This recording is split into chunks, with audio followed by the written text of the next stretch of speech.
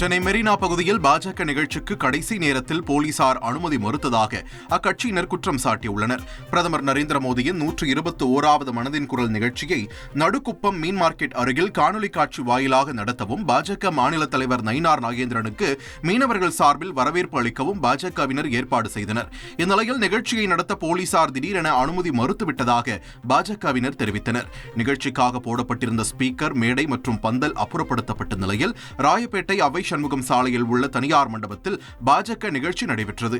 இதில் மாநில தலைவர் நயினார் நாகேந்திரன், துணைத் தலைவர் கரு நாகராஜன் உள்ளிட்டோர் பங்கேற்றனர்.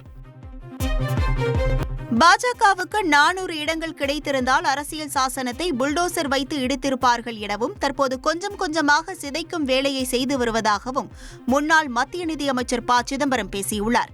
சென்னையில் உள்ள சத்தியமூர்த்தி பவனில் அம்பேத்கரின் 134வது பிறந்தநாள் விழா நடைபெற்றது.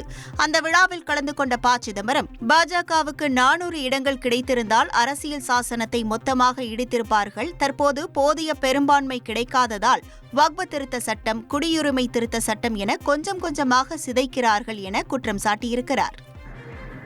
400 இடங்களை நாடாளுமன்ற மக்களவையிலே பாரதிய ஜனதா கட்சி கிடைத்திருந்தால், மக்கள் கொடுத்திருந்தால் அரசியல் சாசனத்தை தகர்த்தெறிந்திருப்பார்கள்.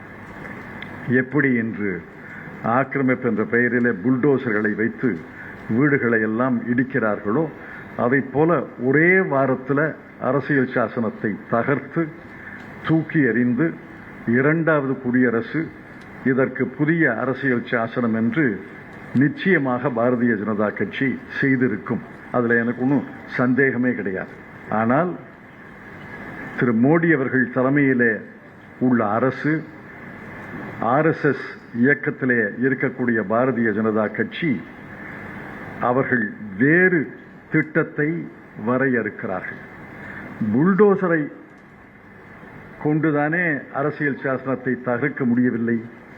உளி சுத்தியை எடுத்து கொஞ்சம் கொஞ்சமாக செதுக்கலாம், கொஞ்சம் கொஞ்சமாக உடைக்கலாம் என்றுதான் கடந்த ஓராண்டுகளிலே பல சட்டங்களை கொஞ்சம் கொஞ்சமாக அரசியல் சாசனத்தை சிதைக்கிறார்கள் என்பதை நீங்கள் புரிந்து கொண்டால் போதும். செய்திகளை உடனுக்குடன் தெரிந்து கொள்ள உடனே சப்ஸ்கிரைப் பண்ணுங்க.